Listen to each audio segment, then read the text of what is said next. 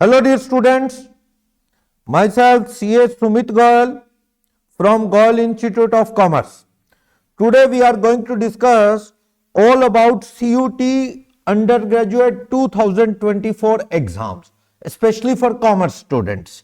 क्या है इसमें, कब इसकी क्या एलिजिबिलिटी है, कब फॉर्म जाएगा, तो हम इसको पूरा डिस्कस करेंगे. कोई भी डाउट है आप क्वेश्चन भी रेज कर सकते हैं, लाइव स्ट्रीम चल रहा है. चलो, फर्स्ट ऑफ ऑल, अगर आप +2 अपीयरिंग हैं, 12th अपीयरिंग स्टूडेंट्स हैं, मोस्ट ऑफ द केसेस में 12th अपीयरिंग स्टूडेंट्स ही क्या है, CUT के एस्पिरेंट हैं. हाँ, अगर आपने ड्रॉप आउट किया है लास्ट ईयर तो then also you can apply for CUT 24. Okay, क्या एलिजिबिलिटी है, 12th अपीयरिंग और 12th पास आउट. यानी सपोज आपने 12th 2023 में किया, आपको अच्छा कॉलेज नहीं मिला, तो आप 2024 CUT के लिए भी एलिजिबल है. इसमें कोई एज क्राइटेरिया एप्लीकेबल नहीं है. आप किसी भी एज ग्रुप के हैं तो आपको स्टडी करने से कोई नहीं रोक सकता. You can appear for CUT 24. तो CUT कंडक्ट कौन कर रहा है, नेशनल टेस्टिंग एजेंसी जो है CUT एग्जाम जो है कंडक्ट करवाती है. अभी भी ये 2024 में कंडक्ट करवा रहे हैं. एलिजिबिलिटी की बात हुई, और मिनिमम मार्क्स कितने चाहिए ये भी क्वेश्चन आता है. जनरल कास्ट के लिए 50%, SC ST के लिए क्या है 45% +2 के अंदर मार्क्स होने चाहिए. Otherwise you will not be eligible for CUT 24 exam. अगर आपके मार्क्स कम रह गए तो आप डिस्क्वालीफाई हो जाएंगे इस एग्जाम के लिए जो CUT 24 एग्जाम है. ओके, रजिस्ट्रेशन ओपन हो चुका है. Last date for registration is 26 March. अगर आपने अभी तक अपना CUT रजिस्ट्रेशन सबमिट नहीं किया है तो प्लीज आप अप टू 26 मार्च आप इसे क्या है रजिस्टर्ड करवा ले. उसके बाद करेक्शन विंडो ओपन होगी 28-29 मार्च को. सपोज कोई सब्जेक्ट आपने चेंज करना है, एग्जाम सेंटर कोई चेंज करना है, तो करेक्शन विंडो अवेलेबल रहेगी 28-29 मार्च के लिए. 26 मार्च लास्ट डेट है इसका रजिस्ट्रेशन CUT की सबमिट करने की. एग्जाम की जो एक्सपेक्टेड डेट है जो NTA ने अनाउंस किया है, it is 15 May to 31 March between. ये डेट रहेगी, but due to Lok Sabha election it can be postpone. CUT 24 जून में जा सकता है ड्यू टू लोकसभा इलेक्शन. फिलहाल NTA ने जो डेट बताई है वो 15 मई टू 31 मार्च बिटवीन है. ओके, अब बात आती है कि CUT जो एग्जाम है स्पेशली कॉमर्स स्टूडेंट्स के लिए, ये जो एडमिशन एग्जाम है क्या ये DU का है? नो, इसके अंदर दिल्ली यूनिवर्सिटी या जामिया इस्लामिया या BHU इलाहाबाद यूनिवर्सिटी, अलीगढ़ मुस्लिम यूनिवर्सिटी, तो बहुत सी यूनिवर्सिटीज हैं, सबका ये कॉमन यूनिवर्सिटी एंट्रेंस एग्जाम है. आप किसी इनमें से कोई भी जो CUT से एफिलेटेड है, किसी भी यूनिवर्सिटी में एडमिशन के लिए आपको ये एग्जाम देना होगा. लेकिन क्योंकि सराउंडिंग एरिया में बात करें, नॉर्थ में बात करें, तो लोगों को DU का बहुत क्रेज रहता है कि DU में एडमिशन लेना है, जो यूनिवर्सिटी ऑफ दिल्ली है उसमें एडमिशन लेना है, तो उसके रिगार्डिंग हम ज्यादा फोकस करेंगे. बाकी आप BHU इलाहाबाद यूनिवर्सिटी, उसके लिए भी आपको CUT एग्जाम में अपीयर होना है. ओके, DU की अगर बात करूं, देखो अलग अलग यूनिवर्सिटी के एडमिशन का अलग अलग क्राइटेरिया है. ये नहीं कि यूनिवर्सिटी ऑफ दिल्ली जो कह रही है कि डोमेन में ये सब्जेक्ट हूं तो BHU भी यही कहेगा, अलीगढ़ यूनिवर्सिटी भी यही कहेगा, जामिया इस्लामिया JNU भी वही कहेगा. No, normally JNU commerce stream में कोर्स प्रोवाइड नहीं करता है, लेकिन जामिया इस्लामिया और भी यूनिवर्सिटीज इस पे ऑल ओवर इंडिया की एफिलेटेड है. ओके, तो आपको DU के अकॉर्डिंग सिलेक्ट करने सब्जेक्ट उसकी बात करूंगा. और आपको जब ये CUT exam registration form submit करना है तो आपको यूनिवर्सिटीज के ऑप्शन सिलेक्ट करने हैं. क्या पंजाब की यूनिवर्सिटी, प्लस दिल्ली की यूनिवर्सिटी, बीएचयू, अलीगढ़ यूनिवर्सिटी, ये सब जो भी आपकी प्रेफरेंसेस हैं आपको उसमें कोट कर देनी है कि मैं इन इन यूनिवर्सिटीज के अंदर ग्रेजुएशन कोर्स में एडमिशन लेना चाहता हूं। ओके, उसी के अकॉर्डिंग सेंटर्स दिखाएगा, कौन कौन से सेंटर्स आपके लिए अवेलेबल है। चलो ड्यू की बात करें अगर क्या कंपलसरी है। अब बड़े लोगों के माइंड में मिथ है कि मैथमेटिक्स +2 लेवल पे कंपलसरी अगर ड्यू में बीकॉम या बीकॉम ऑनर्स करना है, बीकॉम या बीकॉम ऑनर्स के लिए आपको क्या चाहिए, आपको एक वन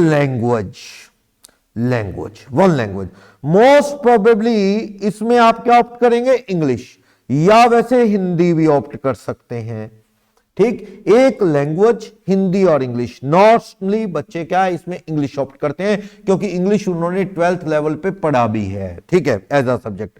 एक लैंग्वेज, 3 डोमेन सब्जेक्ट। डोमेन जो है वो सब्जेक्ट्स जो है वो ऑप्ट करने हैं, वो आपकी चॉइस के होंगे। जैसे फॉर एग्जांपल आपने अकाउंटेंसी ऑप्ट कर लिया,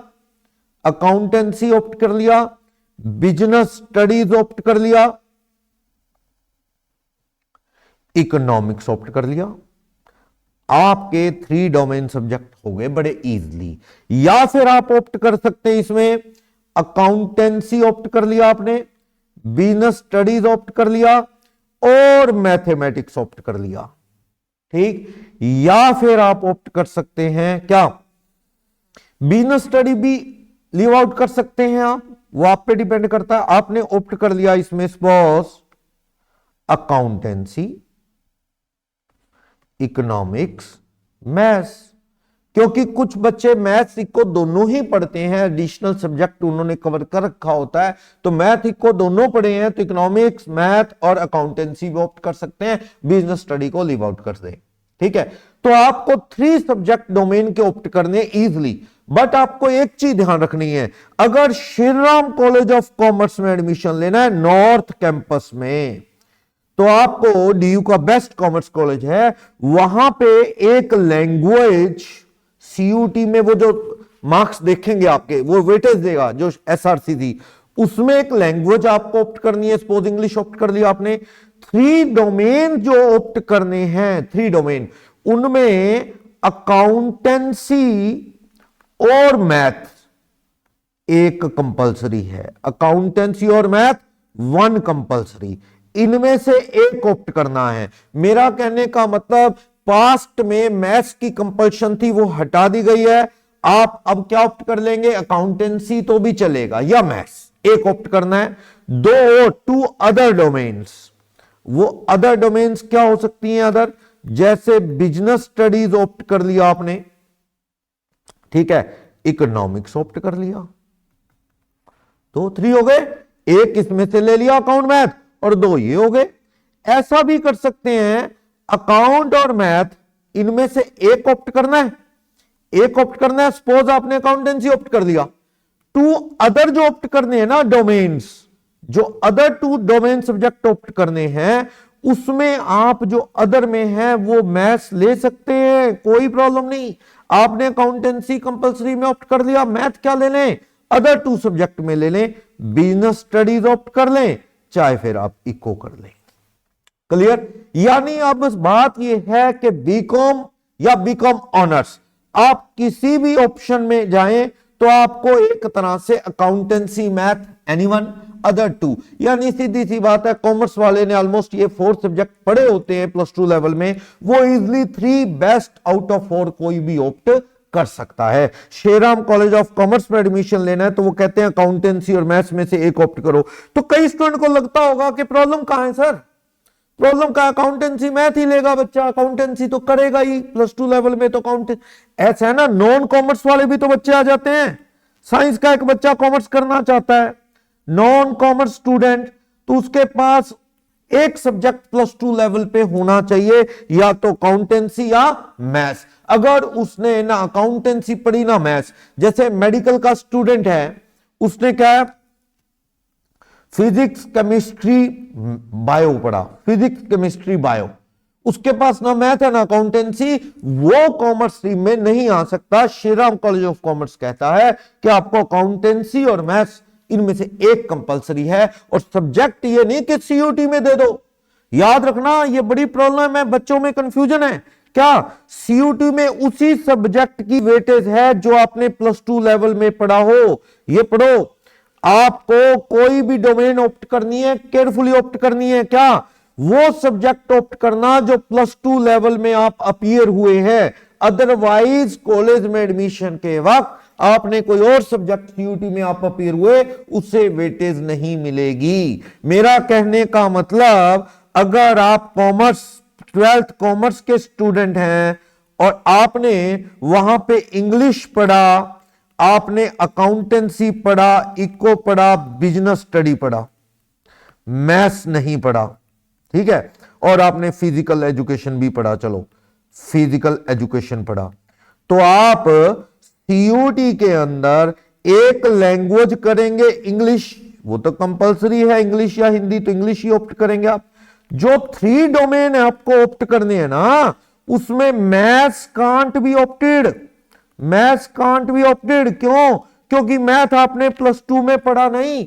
अगर आपने मैथ्स भी दे दिया सीयूटी में तो उसकी वेटेज नहीं रहेगी, क्योंकि आपने प्लस टू लेवल में वो नहीं पढ़ा है। ध्यान रखना, ये बच्चे गलत करते हैं, सीयूटी रजिस्ट्रेशन का फॉर्म सबमिट करते हैं और ऐसे सब्जेक्ट ऑप्ट कर बैठते हैं जो उन्होंने प्लस टू लेवल में पढ़े ही नहीं, एग्जाम में अपीयर हुए ही नहीं, मार्कशीट पे वो सब्जेक्ट ही नहीं है। मैथ सब्जेक्ट मार्कशीट पे नहीं है, not opted at 12th level, not opted at 12th level, आपकी मार्कशीट में नहीं है, तो सीयूटी में आप मैथ में अपीयर नहीं हो सकते।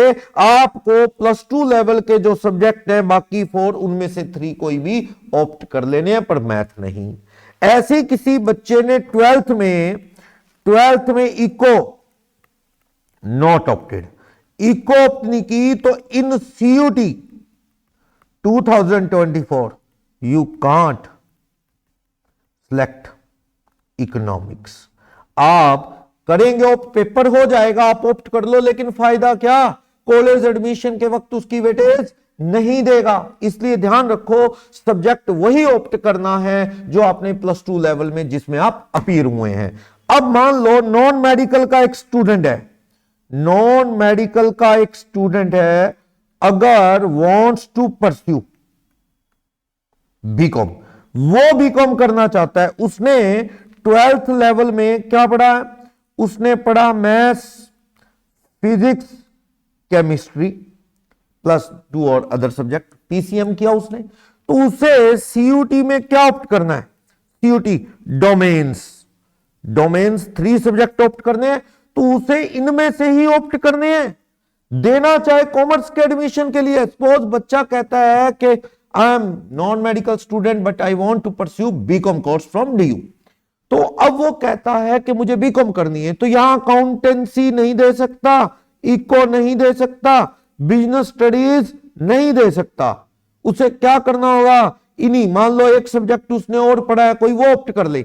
मान लो उसने बायो भी किया है, तो आपको 4 पढ़ने हैं, यानी मेडिकल नॉन मेडिकल उसने एडिशनल लेके कर दिया, तो आपको 3 सब्जेक्ट ऑप्ट करने पड़ेंगे, फिजिक्स, केमिस्ट्री, मैथ्स। क्लियर? आप अकाउंटेंसी को में नहीं अपीयर होंगे, वेटेज नहीं मिलेगी, क्योंकि प्लस टू की मार्क लिस्ट पे वो सब्जेक्ट नहीं है। आप ध्यान से ऑप्ट करना। बहुत से बच्चे बताते हैं जी हम तो सीयूटी में फिजिकल एजुकेशन का दे देंगे, लेकिन वो 12th के अंदर, इन 12th नॉट ऑप्टेड, 12th में वो सब्जेक्ट नहीं, तो कोई वेटेज नहीं मिलेगी इन सीयूटी, उसकी नो वेटेज, उसकी आपको कोई वेटेज नहीं मिलेगी, तो इसलिए वेस्टफुल है, उसका कोई मीनिंग नहीं। तो आप 3 सब्जेक्ट ऑप्ट करें, चाहे आप बीकॉम ऑप्ट और या बीकॉम ऑनर्स, 3 डोमेन कौन सी हो सकती है? प्लस टू के जो सब्जेक्ट्स है उन्हीं में से, अकाउंटेंसी, बिजनेस स्टडी, इकोनॉमिक्स, या अकाउंटेंसी, बिजनेस स्टडी, मैथ्स, पर मैथ्स प्लस टू में किया हो। अगर आपने चारों सब्जेक्ट किए हैं प्लस टू में, business study, accountancy, math, eco, तो आप फ्री हो, 3 कोई भी ऑप्ट कर लो। अब एक स्टूडेंट पूछता है कि सर हम एक लैंग्वेज, जैसे सपोज हमने इंग्लिश ऑप्ट कर लिया और 4 डोमेन ऑप्ट कर लें सीयूटी में, सिलेक्टेड या ऑप्टेड, आप अकाउंटेंसी भी दे देते हैं, आप इकोनॉमिक्स कर लेते हैं, बिजनेस स्टडीज कर लेते हैं। आप कहते हैं सर हम मैथ्स या फिजिकल एजुकेशन भी कर लें, हमने प्लस टू में पढ़ा है। ओके, अगर प्लस टू की मार्क लिस्ट पे चारों सब्जेक्ट हैं तो आप ये चारों डोमेन ऑप्ट कर सकते हैं। Best out of 4, best 3 out of 4 weightage इनकी रहेगी। यानी अच्छा है आप कि अगर 4 सब्जेक्ट में आप सीयूटी एग्जाम में अपीयर होते हैं तो वेटेज किसकी मिलेगी? बेस्ट 3 की। लेकिन एक प्रॉब्लम है, स्टूडेंट को लगता है कि एक एक्स्ट्रा सब्जेक्ट की प्रिपरेशन करने में टाइम चाहिए सर, 2 मंथ्स मैक्सिमम मिलेंगे या 1.5 मंथ्स, 15 मई टू 31 में। तो सर हम एक सब्जेक्ट एक्स्ट्रा करेंगे, इसकी बजाय 3 ही सब्जेक्ट डोमेन वाले फोकस कर ले। यस, आप ऐसे फॉलो कर सकते हैं। लेकिन अगर प्लस 2 लेवल में अच्छी प्रिपरेशन ऑल 4 सब्जेक्ट्स की आपकी है तो आप एक एक्स्ट्रा ऑप्शन ऑप्ट कर सकते हैं, एक लैंग्वेज और 4 डोमेन आपने ऑप्ट कर ली। लेकिन डोमेन वही ऑप्ट करना जो प्लस 2 लेवल में आपकी मार्क लिस्ट में दिखेगा, उसमें प्लस 2 में आपने एग्जाम दिया हो, वो उसमें से बेस्ट 3 के मार्क्स जो है असेस किए जाएंगे, वेटेज दी जाएगी। एक सब्जेक्ट एक्स्ट्रा देने का यह फायदा हो सकता है। एक student 5th subject physical education देना चाहता है, कहता है सर मैंने प्लस 2 में फिजिकल एजुकेशन भी पढ़ा है, ये चारों भी पढ़े एडिशनल, तो आप 5 दे दो, 5 डोमेन दे दोगे तो 5 डोमेन में क्या होगा? बेस्ट 3 आउट ऑफ 5 डोमेन के मार्क्स देखे जाएंगे, 3 डोमेन के मार्क्स आपके वेटेज मिलेगी। पर इतने सब्जेक्ट पढ़ने भी तो आसान नहीं, आप सभी में अपना टाइम डिवोट कर देंगे तो सभी की एवरेज प्रिपरेशन होगी बजाय 3 की बेस्ट करने के। ये आपको अपनी समझ से total maximum 6 subject 6 papers can be opted. भैया अब सीयूटी में मैक्सिमम आप 6 सब्जेक्ट्स का ही एग्जाम दे पाएंगे, इससे ज्यादा नहीं। पर इससे ज्यादा कोई ऑप्शन ना करे, ठीक है। चलो, तो आपको 3 सब्जेक्ट ऑप्ट करने हैं, मिनिमम रिक्वायरमेंट है डीयू के एडमिशन के लिए, प्लस एक लैंग्वेज एक्स्ट्रा देते हैं आप। 4 सब्जेक्ट डोमेन प्लस 2 में पढ़े हुए हैं आपने, तो ऑप्ट कर लो बेस्ट आउट ऑफ 4 और 5 जो है, बेस्ट 3 जो है उसके मार्क्स का असेसमेंट हो जाएगा। क्लियर है बात? इसके रिगार्डिंग कोई कंफ्यूजन डाउट है तो यू कैन कॉल मी 9896070560, ये मेरा फोन नंबर है, यू कैन कॉल मी अगर इसके रिगार्डिंग कोई भी कंफ्यूजन है तो। ओके, अब एक और बात आती है कि सर एक जीटी का पेपर होता है, जनरल टेस्ट जीटी, क्या वो देना चाहिए? ऐसा है, इसमें तो रीजनिंग वगैरह रहेगी ना, रीजनिंग मैथ्स वगैरह, जैसे बैंकिंग कॉम्पिटिटिव एग्जाम में देते हैं आप। ये करंट अफेयर्स, अब ये जीके वगैरह, करंट अफेयर वगैरह, रीजनिंग वगैरह, ये सब चीजें कॉमर्स वालों की बहुत अच्छी नहीं रहती। प्लस 2 लेवल में इसका कोई आपने पढ़ा नहीं है, अगर आप ये पेपर नहीं देते तो डीयू में no weightage of GT in most of the colleges of DU. भैया बीकॉम के लिए, बीकॉम या बीकॉम ऑनर्स के लिए नॉर्मली इसकी जरूरत नहीं है। जो जनरल टेस्ट है वो चॉइस है, अगर आप देना चाहें दे दें। अब कोई कॉलेज, कोई और यूनिवर्सिटीज हैं, BHU है, बनारस हिंदू यूनिवर्सिटी या इलाहाबाद यूनिवर्सिटी या जामिया इस्लामिया या अलीगढ़, वो वेटेज दे दें, डीयू में रिकॉर्ड नहीं है। अगर आप देना चाहें तो कुछ कॉलेज इसको कंसीडर करते हैं, मार्क्स को तो कर लेंगे, पर मुझे लगता है क्योंकि ये आपने अच्छे से प्लस 2 लेवल में पढ़ा नहीं, इतने शॉर्ट पीरियड के अंदर आप बहुत ज्यादा इस पे अपना होल्ड नहीं बना पाएंगे, तो जीटी ऑप्ट करने का कोई इतना फायदा नहीं है। जो बच्चे और साइंस के और कुछ और कोर्सेज में एडमिशन के लिए जीटी कंपलसरी होता है, लेकिन बीकॉम ऑनर्स वगैरह के लिए जीटी कंपलसरी नहीं है। ओके, एक बात और, वही मैं बता चुका हूं कि मैथमेटिक्स क्या कंपलसरी है। याद रखो, डीयू में बीकॉम एंड बीकॉम ऑनर्स, चाहे आप Shri Ram college of commerce में कर रहे हैं, किरोड़ीमल कॉलेज में कर रहे हैं, जगराम कॉलेज में किरोड़ीमल, रामजस कॉलेज है, डीएवी है, खालसा कॉलेज है, इन सब में सेंट स्टीफेंस कॉलेज है, इनमें बीकॉम डीयू में कोई आपको मैथ की नो कंपल्शन ऑफ मैथ्स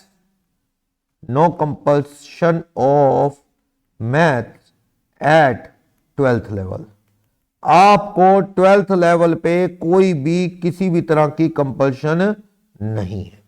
आप 12th लेवल के अंदर मैथ्स नहीं किया हुआ आपने तो भी आप बीकॉम में एडमिशन ले सकते हैं, बीकॉम ऑनर्स में एडमिशन ले सकते हैं, कोई कंपल्शन नहीं। पहले Shriram college of commerce math compulsion की कंडीशन लगा था, वो अब हटा दी गई है। मैथ और अकाउंट में से एक सब्जेक्ट होना चाहिए। तो अकाउंटेंसी तो कॉमर्स वालों के पास है ही है, नो प्रॉब्लम, ठीक है, कोई कंपल्सरी नहीं। लेकिन for BBE, bachelor of management study, bachelor of business economics, ठीक, इस तरह के जो कोर्स है, बीएफआई,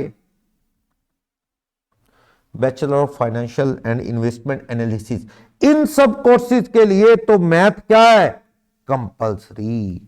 मैथ +2 लेवल में क्या है, एट 12th लेवल कंपल्सरी। अगर आपके पास 12th लेवल में मैथ नहीं है तो आप बीबीई या फिर बीबीई या बीएमएस ये कोर्सेज के लिए इलिजिबल नहीं होंगे। मोस्ट ऑफ द केसेस में इग्नोर कर दिया जाएगा। लेकिन बीकॉम या बीकॉम ऑनर्स के लिए मैथ की कोई कंपल्शन नहीं है। मैथ तो भी आपको बराबर वेटेज मिलेगी। एक लैंग्वेज और 3 डोमेन जो +2 लेवल में आप अपीयर हैं वो ऑप्ट करने हैं। और इसके लिए तो जीटी भी क्या है, मोस्ट ऑफ द केसेस में क्या है, जीटी के मार्क्स को वेटेज दी जाती है। तो जो बच्चे बीबीए, बीएमएस या बीएफआई करना चाहते हैं तो उनको जीटी पे भी थोड़ा होल्ड करना चाहिए। मैथ्स उनके पास +2 लेवल में होना चाहिए। ओके, तो ये आप +2 लेवल में क्या सब्जेक्ट होने चाहिए ये भी ध्यान रखें, ठीक है। ओके, देन आफ्टर ऑप्शन आपको डोमेन के ऑप्ट करने हैं। ये देखो, एसआरसीसी में भी कोई कंपल्शन ओनली मैथ नहीं, अकाउंटेंसी और math, anyone must be opted at +2 level. Okay, अब बात आती है कि पेपर का पैटर्न कैसा होता है। लैंग्वेज का पेपर हो, आपका लैंग्वेज का पेपर हो या डोमेन का, ये सब में एक ही बात है, मल्टीपल चॉइस क्वेश्चन आने हैं 50 क्वेश्चन, अटेम्प्ट 40 क्वेश्चन। आपको 40 अटेम्प्ट करने, आपको कितने क्वेश्चन मिलेंगे, 50। लैंग्वेज में भी लैंग्वेज प्लस डोमेन, ठीक, 50 क्वेश्चन ईच सब्जेक्ट। और आपको अटेम्प्ट कितने करने हैं, 40 क्वेश्चन ईच सब्जेक्ट, 40। और करेक्ट क्वेश्चन का आंसर आप देने, करेक्ट आंसर के आपके +5 मार्क्स होंगे। रॉन्ग आंसर अगर आप देंगे तो उसके -1 होंगे। नेगेटिव मार्किंग है पर नेगेटिव बहुत थोड़ी है। कितना नेगेटिव है, -1, और करेक्ट होगा तो 40। सपोज 40 के 40 क्वेश्चन आपके क्या है, करेक्ट, तो आपके 5 के अकॉर्डिंग 200 मार्क्स उस सब्जेक्ट में आ जाएंगे। Clear, 5 for each correct answer, -1 होगा for each wrong answer. Choice भी है, आपको अटेम्प्ट करने हैं 40 आउट ऑफ 50।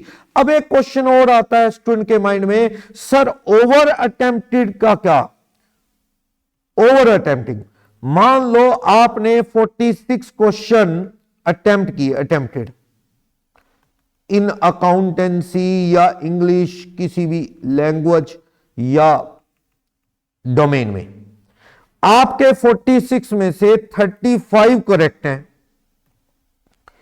आपके 11 रॉन्ग है, तो मार्क्स कैसे बनेंगे, 5 करेक्ट 5 करेक्ट 175 मार्क्स आ गए, 5 करेक्ट 5 मार्क्स ईच, आपके 175 आ गए। अब आपके 11 रॉन्ग है, 11 की नेगेटिव नहीं होगी, आपको यू हैव टू अटेम्प्ट 40, आपने ओवर अटेम्प्ट किए। 35 आपके क्या हो चुके हैं, करेक्ट, उसके 5 के अकॉर्डिंग 175 आ गए, तो 11 नहीं, 40 क्वेश्चन -35 क्वेश्चन करेक्ट हैं आपके। तो 5 जो रॉन्ग हैं एमसीक्यू आपने, उसके नेगेटिव होंगे -1 के अकॉर्डिंग कितने, 5 मार्क्स। तो आपके टोटल मार्क्स कितने बनेंगे, आपके टोटल मार्क्स बनेंगे कितने, 175 प्लस -5, आपके 170 मार्क्स उस सब्जेक्ट या डोमेन में बनेंगे। कोई डाउट, यानी आपको 11 रॉन्ग की नेगेटिव नहीं मिलेगी, आपको आउट ऑफ 40 आपने अटेम्प्ट कर दिए 46, एक्स्ट्रा 6 रोंग है, छोड़ दो। बेस्ट ऑप्ट करेंगे वो क्या देखेंगे, करेक्ट आंसर आउट ऑफ 40 कितने बाकी। अगर आपने 40 में 36 अटेम्प्टेड ओनली, अब एक स्टूडेंट फोन करके पूछता है sir 50 questions are there, 50 question थे सर, मैंने जस्ट कितने अटेम्प्ट किए 36, तो क्या मेरा पेपर चेक होगा, बिल्कुल होगा। अनआंसर्ड को रॉन्ग नहीं मानेंगे। इस 36 में मैं कहता हूं आपके 30 करेक्ट हैं, 6 रॉन्ग है। अनअटेम्प्टेड को छोड़ो, 30 इंटू 5 मार्क्स ईच कितने रहेंगे 150 मार्क्स, और इसका -1 -6 मार्क्स, टोटल मार्क्स कितने रहेंगे आपके 144 मार्क्स। जो अनआंसर्ड है 4 आपने कम की उसे छोड़ो, ना प्लस होगा ना माइनस होगा। इस तरह से मार्किंग स्कीम है ओवर अटेम्प्टिंग में। इस तरह से असेसमेंट, बच्चे परेशान है कि ओवर अटेम्प्ट करें कि ना करें, वो मैंने बताया है आपको, ठीक है, किस तरह से। ठीक, तो ये बता दिया है, नेगेटिव के लिए -1, पॉजिटिव के लिए क्या, करेक्ट के लिए +5। 200 इस सब्जेक्ट में आप स्कोर कर सकते हैं, मैक्सिमम 200 का एक पेपर रहेगा। ठीक, अब ड्यूरेशन क्या रहती है, अब ये भी बड़ी कंफ्यूजन है मार्केट में बच्चों को कि सर कोई कह रहा है 45 मिनट्स, कोई कह रहा है 60 मिनट, कोई कह रहा है, तो ऐसा है लैंग्वेज के लिए तो 45 मिनट्स हैं। आप इंग्लिश दो या आप क्या दो, हिंदी दो, या और लैंग्वेज भी है, नॉर्मली आप इसमें से ऑप्ट करेंगे, English most of the cases 45 minutes मिलेंगे। लेकिन जो डोमेन के सब्जेक्ट है ना, accountancy, economics, maths, computer science, और जो जीटी है ना, जीटी सब नहीं देते, डीयू में बीकॉम के एडमिशन के लिए कंपलसरी भी नहीं है, ठीक, जीटी भी ये 60 मार्क्स के हैं। Otherwise then accountancy, economics, math, computer science, commerce वालों के पास यही है, इसमें 60 मिनट है। इसको छोड़ दें तो बाकियों के लिए कितने हैं 45। यानी बिजनेस स्टडीज का आप पेपर देंगे तो उसमें आपको कितने मिनट्स मिलेंगे 45 मिनट्स मिलेंगे to attempt 40 questions. Question paper तो वही है 50 क्वेश्चन अटेम्प्ट एनी 40, लेकिन टाइम एक्स्ट्रा मिलेगा जिनकी domain accountancy, economics, math, computer science है। जो बच्चे जीटी देंगे उसमें भी 60 मिनट्स का टाइम अलाउड होगा फॉर अटेम्प्टिंग 40 क्वेश्चन। लेकिन बिजनेस स्टडी इसमें नहीं है, बिजनेस स्टडी के लिए आपको 45 मिनट मिलेंगे, लैंग्वेज के लिए भी आपको 45 मिनट्स मिलेंगे। तो इजिली अटेम्प्ट हो जाता है, बहुत बड़ा इश्यू नहीं है। कैलकुलेटर अलाउड नहीं है, कोई डिजिटल वॉच या कोई कैलकुलेटर अलाउड नहीं है। आपको रफ वर्क के लिए वहां पे स्लिप दे सकते हैं, वो उस स्लिप पे आप नेम लिख के स्लिप रिटर्न कर दें आफ्टर कंप्लीशन ऑफ एग्जाम, तो अदरवाइज और कुछ भी अलाउड नहीं। आईडी आपका एडमिट कार्ड, रोल नंबर वगैरह और एक आधार कार्ड आईडी ही अंदर जाने देते हैं, और कोई कैलकुलेटर या और कोई गैजेट वहां अलाउड नहीं होता। हाँ, फिजिक्स वाले और जो साइंस के डोमेन है उनमें भी कुछ में टाइम ज्यादा है। कॉमर्स के मैंने आपको बता दिए 60 minute, accountancy, economics, maths, computer science, इनमें से कोई डोमेन है आपका 60 मिलेगा, बिजनेस स्टडी वगैरह के लिए 45 मिलेगा। ठीक, हाइब्रिड मोड, अब ये क्या है, लेटेस्ट अनाउंसमेंट है। अब स्टूडेंट ज्यादा हो गए तो क्या है, जो आपका एग्जाम होता है सीबीडीटी यानी कंप्यूटर बेस्ड टेस्ट होता है, कंप्यूटर बेस्ड टेस्ट सीबीडीटी। अब ये जो टेस्ट होगा कंप्यूटर बेस्ड सिस्टम, तो उस तरह का यहां पे इंफ्रास्ट्रक्चर हर सिटी में तो नहीं है। Exam centre Hisar, Delhi, Gurgaon, Faridabad, Bathinda, Chandigarh, big city, Amritsar, Jalandhar, बड़े शहरों में। अब कैंडिडेट बहुत ज्यादा होते हैं तो वहां पे इंफ्रास्ट्रक्चर उस तरह का नहीं रहता कि डिजिटल सिस्टम हो उस तरह का कि आपका एग्जाम एनटीए ले सके, जैसे बैंकिंग के भी सिलेक्टेड एरिया में होते। तो फिर इसने एनटीए ने कहा कि अगर 150 से ज्यादा किसी सब्जेक्ट में कैंडिडेट हुए तो उसका पेन पेपर मोड में भी हो सकता है, पेन पेपर मोड में भी लिया जा सकता है, उसको ओएमआर शीट दे दी जाएंगी। ये पहले बता दिया जाएगा कि आपका पेपर कंप्यूटर बेस्ड टेस्टिंग है, सीबीडीटी मोड में होगा या पेन पेपर में होगा, ये बता दिया जाएगा। क्योंकि एनटीए चाहता है कि लास्ट टाइम बड़ी प्रॉब्लम हुई क्योंकि एग्जाम सेंटर उतने अवेलेबल नहीं थे, बच्चे बहुत ज्यादा थे, तो एक बच्चा 2 बार आए, 3 दिन आए, तो कोशिश ऐसा सिस्टम हाइब्रिड बना दो, कुछ सब्जेक्ट्स का पेपर क्या है पेन पेपर मोड में OMR शीट दे दो और कुछ का CBDT हो जाए, जिसमें कैंडिडेट बहुत ज्यादा है उनका पेपर मोड में हो जाए। उससे क्या है एक ही दिन में बच्चे के सारे एग्जाम हो जाए तो बच्चा फ्री हो जाए, दोबारा उसे क्या है कम्यूट उस एग्जाम सेंटर पे ना करना पड़े। तो हाइब्रिड सिस्टम अनाउंस किया गया है। ओके, ये मैं बता चुका हूं, GT कंपलसरी नहीं है बीकॉम के लिए, बीकॉम ऑनर्स के लिए। हाँ, BBA वगैरह BB वगैरह करते हैं उसमें उसकी वेटेज हो सकती है। नेक्स्ट, CUT का रजिस्ट्रेशन जो है वो CUT का रजिस्ट्रेशन इस साइट पे होगा, NTA की साइट है ये, इस साइट पे आप रजिस्ट्रेशन करवा सकते हैं। आप देखो, अगर आप खुद से फॉर्म सबमिट कर रहे हैं, नेशनल टेस्टिंग एजेंसी की साइट है, डिपार्टमेंट ऑफ हायर एजुकेशन उसके अंडर आती है,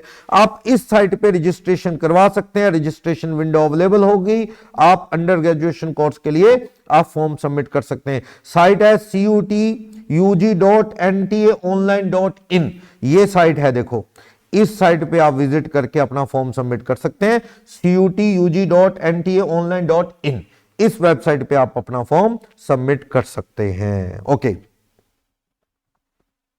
ठीक है।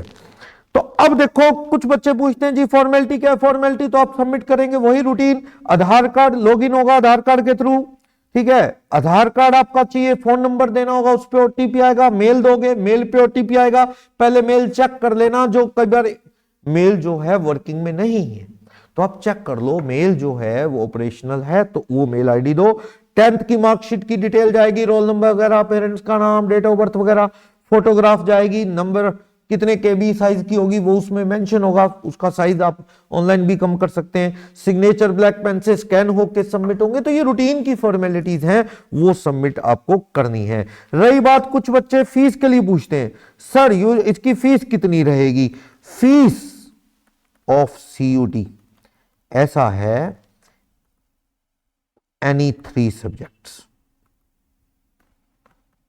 for up to any 3 subject, 3 subject में अपीयर होते हैं तो जनरल के लिए कितने रुपए की है फीस? 1000, OBC के लिए ये 900 है और SC के लिए 800। ये कंफर्म कर लेना, जनरल के लिए 1000 है, कुछ ज्यादा फर्क नहीं है, ये बस फर्क कितना किया है 100 रुपीज का, ठीक।